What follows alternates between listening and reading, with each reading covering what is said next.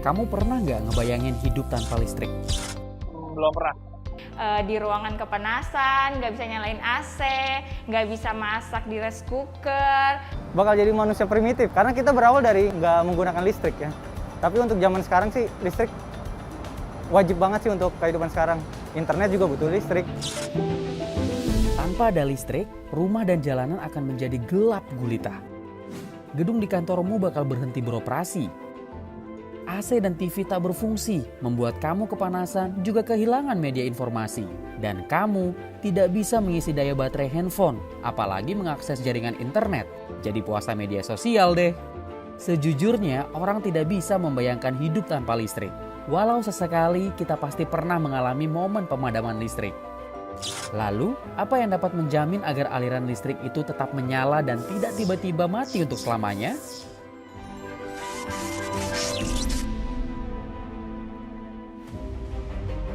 Pada 2050, kebutuhan listrik bakal melonjak 3 kali lipat daripada hari ini.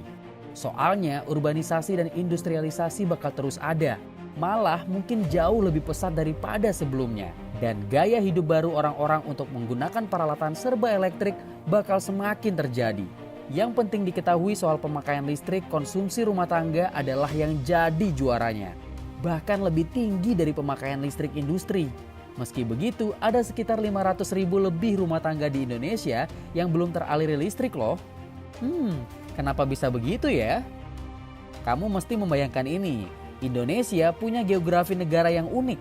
Sebuah kepulauan dengan lebih dari 17.000 pulau jelas adalah tantangan tersendiri dalam membangun infrastruktur elektrifikasi nasional. Tidak mudah membangun infrastruktur listrik ke wilayah tertentu di sebagian Indonesia Timur. Pasalnya, wilayah-wilayah yang belum terjangkau listrik tersebut berada di kawasan terpencil dengan kondisi medan yang sulit. Tapi dalam 6 tahun terakhir sih, rasio elektrifikasi itu sudah meningkat.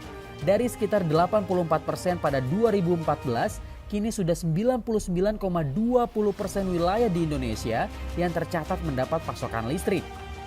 Meski capaian 100% rasio elektrifikasi juga bukan segalanya, karena masih akan ada masalah kualitas, keberlanjutan, dan kemanfaatan akses energi listrik untuk ekonomi yang produktif setelahnya. Lantas, potensi apa yang Indonesia punya untuk mengatasi ini? Pemanfaatan energi terbarukan untuk listrik menjadi salah satu strategi penting dan merupakan momentum yang baik.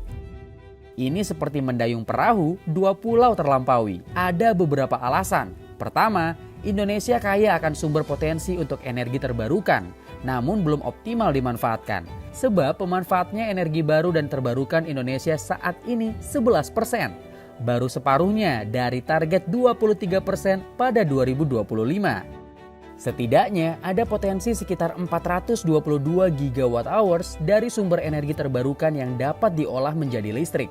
Itu setara hampir 6 kali lipat dari konsumsi listrik kita saat ini. Kedua, energi terbarukan dapat membantu di wilayah-wilayah yang tidak terjangkau listrik dan tidak tersedia sumber energi primer. Soalnya Indonesia membutuhkan investasi sekitar 43,7 miliar dolar untuk memperluas jaringan transmisi dan distribusinya. Ongkos yang besar itu punya alternatif lain dengan mengoptimalkan listrik dari sumber energi terbarukan. Ketiga, proyek energi terbarukan bisa jadi solusi untuk pemulihan pasca pandemi COVID-19. Ambil contoh, pemasangan pembangkit listrik tenaga surya atau PLTS atap misalnya. Selain dapat menyerap tenaga kerja baru, proyek ini juga bisa memangkas subsidi listrik dalam jangka panjang. Kalau hal ini terus didorong, bukan hanya jaminan aman kebutuhan listrik yang terjadi, tapi juga transisi ke energi yang bersih. Artinya, Indonesia sebenarnya memiliki potensi diversifikasi energi yang sangat baik. Cuma, itu tergantung dengan kita semua, mau dimanfaatkan dengan baik atau tidak. Dan perlu banyak sekali inovasi untuk mendorongnya.